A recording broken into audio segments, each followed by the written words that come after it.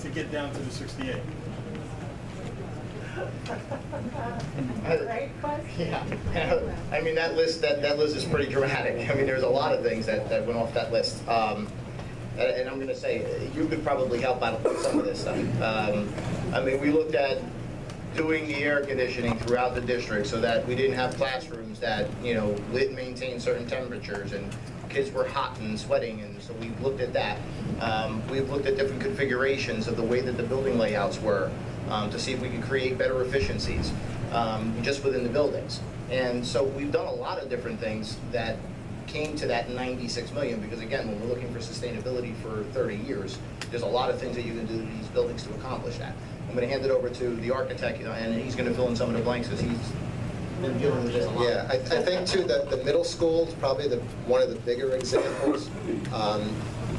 We had certain renovation that got eliminated because the primary goal of this project is to resolve the overcrowding in the district and the future population that's coming in.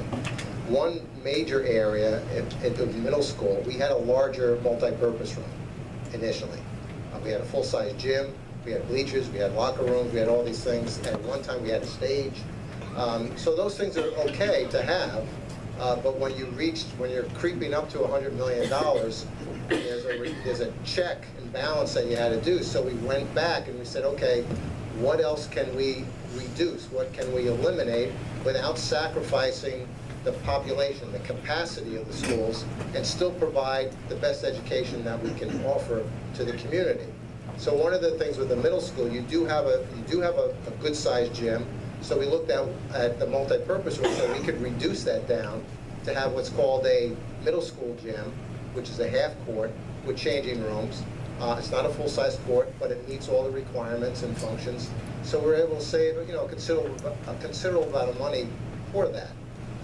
There were renovations, as was mentioned, air conditioning, other renovations within the building, classrooms. Those were kind of eliminated to bring this down to a manageable size without eliminating capacity. I think that was the key thing that we were told. And then also looking at the high school, what areas. We had more classrooms.